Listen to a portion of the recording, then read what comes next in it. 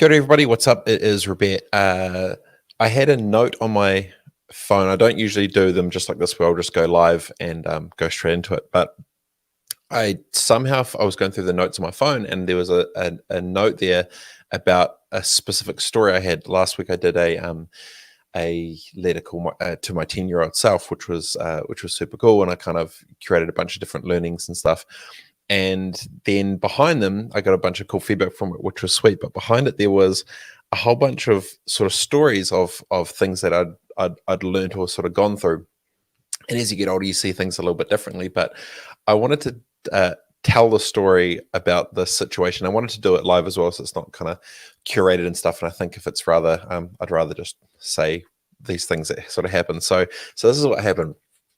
And the end lesson is being able to be very wary about the intentions of others, especially when it comes to commerce. So years ago in a previous venture, I won't say which one because everyone will be able to figure it out pretty quick, so I don't get anyone in trouble and start beef, because I don't want beef. I was making moves in LA and I was going hard and doing this thing, and I was, getting a lot of stuff. I randomly get reached out of LinkedIn, and someone says, "Hey, recently back in New Zealand, done a bunch of similar stuff in your space. Love to catch up. I've got a couple of," and the soundbite was, "I've got a couple of $1 million I'd like to invest in the ecosystem and love to catch up." And I was like, "Dude, awesome. I'm doing this cool stuff. You obviously seem to be doing some cool stuff. Dude, let's hang."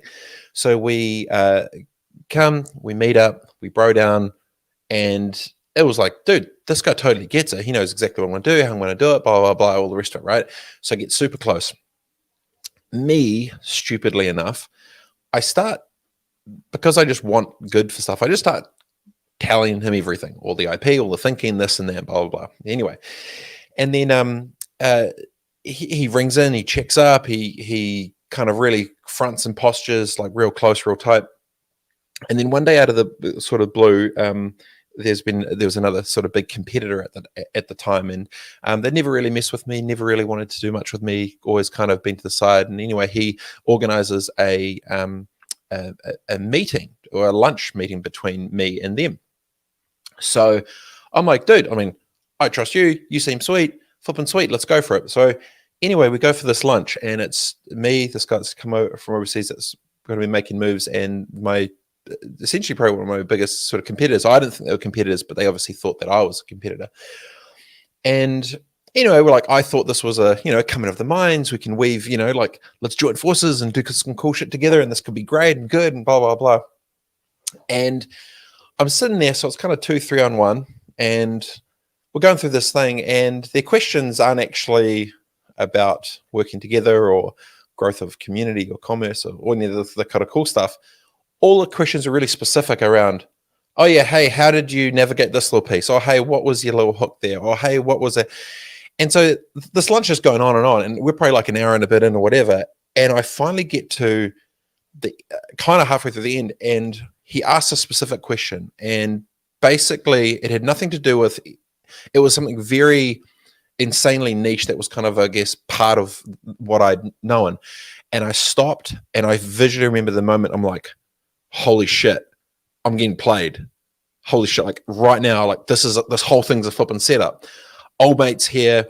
He's come onto my side. He's clearly back channeling to these dudes. They're here just milking my IP, and I've just been giving him everything. I was bringing him, giving him, and he was obviously sharing across.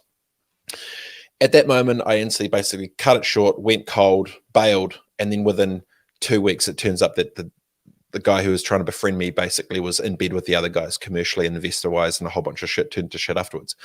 But what I learned for myself was, in this moment, is I was in my lane. I got approached. I got kind of dazzled by the glitz and glam of like, hey, I'm coming in. I'm going to invest a couple of million into the scene. I'm going to do some cool shit. I'm like, dude, flipping awesome. Like, let's boogie, let's hang. Like, let's be homies. Let's do some cool shit.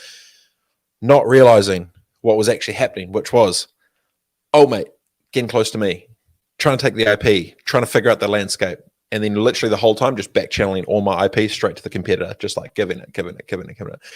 And it was interesting because a year later, when he had then gone and basically invested with the competitor and was kind of back channeling stuff, their general manager, who I actually knew from a previous life, I bumped into him in the street, and he goes, the first word he said, he was like, Oh no, it's the bad guy. He said some crazy soundbite, which I'm like, what the fuck?